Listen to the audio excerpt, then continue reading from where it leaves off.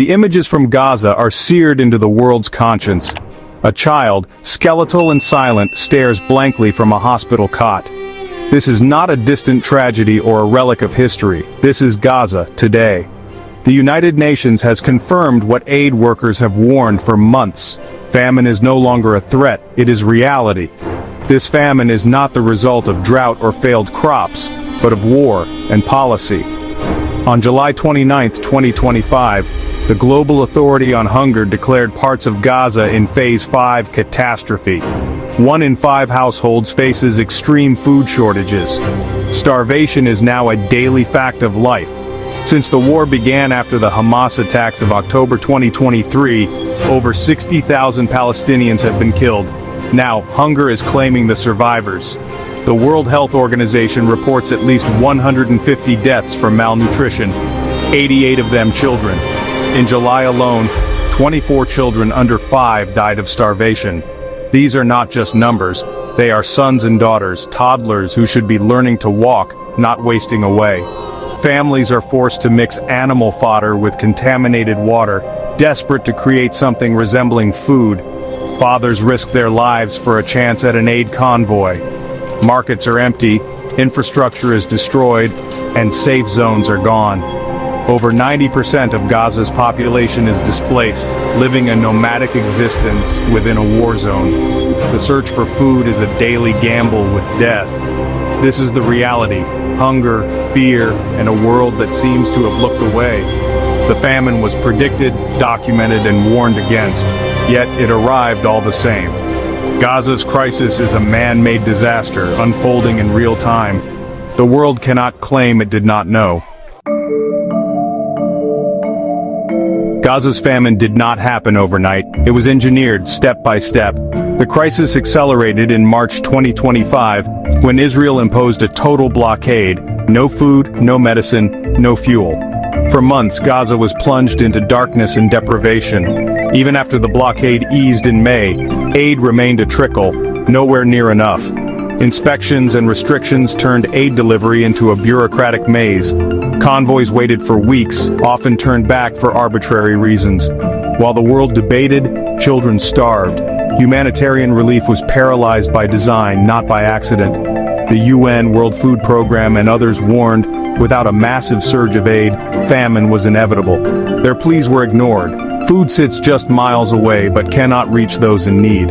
Gaza's own food production has been destroyed, farmland bombed, fishing boats grounded, livestock lost. This is a famine of policy, not nature.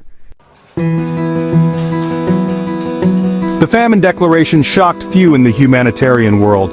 For months, organizations like the UN and Oxfam warned of disaster, describing what they saw on the ground: aid blocked, staff killed, warehouses destroyed.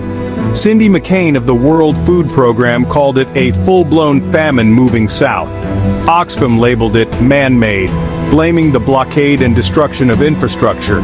Over 100 aid groups demanded a ceasefire and open borders for aid. The warnings were unified, evidence-based, and ignored.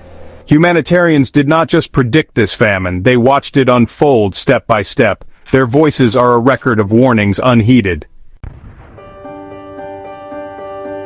Gaza's famine is unique: its speed, its origins, its brutality. Unlike slow-building famines, Gaza's crisis erupted in months, not years. A population once food secure was pushed to the brink almost overnight. The most vulnerable, children, have suffered most. Over 20,000 children treated for acute malnutrition since April. 3,000 are near death.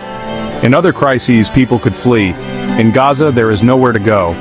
It is a siege in every sense, a densely packed population trapped and starving. Civilians seeking aid have been killed in large numbers, starvation under fire. The tools to stop this famine exist. Food, medicine, fuel, and humanitarian infrastructure are ready. What's missing is political will. The decision to restrict aid and continue the offensive are human choices. Starving a civilian population is a war crime, say UN experts. This is not a tragedy of fate, but a catastrophe of choice. Gaza's famine is preventable if the world acts. The world's response has been a deadlock of accusations and inaction. Israel cites security, claiming Hamas diverts aid. Humanitarian agencies and even U.S. officials dispute this, blaming Israeli restrictions and military operations. Aid convoys are blocked for minor infractions, forced to cross combat zones without protection. President Trump has acknowledged the starvation, breaking with Israel's official line, yet the flow of aid remains dangerously low. Humanitarian workers are trapped between accusations and violence, unable to deliver help. The debate over blame is a smokescreen. While people die, the world has the power to stop it. As Gaza's crisis deepens, global protests have erupted, from New York to Johannesburg, demanding an end to the siege. The International Court of Justice is hearing a case accusing Israel of genocide. It has ordered Israel to allow aid, but these orders are ignored. Inside Israel, human rights groups like B'Tselem document abuses and accuse their own government of using starvation as a weapon. The world's conscience is tested. Leaders issue statements, but action is rare. The gap between rhetoric and reality grows. While diplomats debate, Gaza's children starve. The world is watching, but watching is not enough. Justice demands more than words.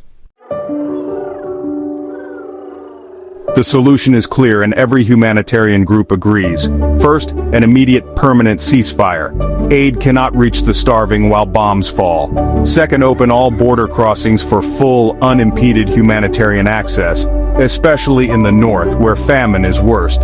Third, protect aid workers and civilians. Attacks on convoys and shelters must end. These are not requests, they are requirements to save lives.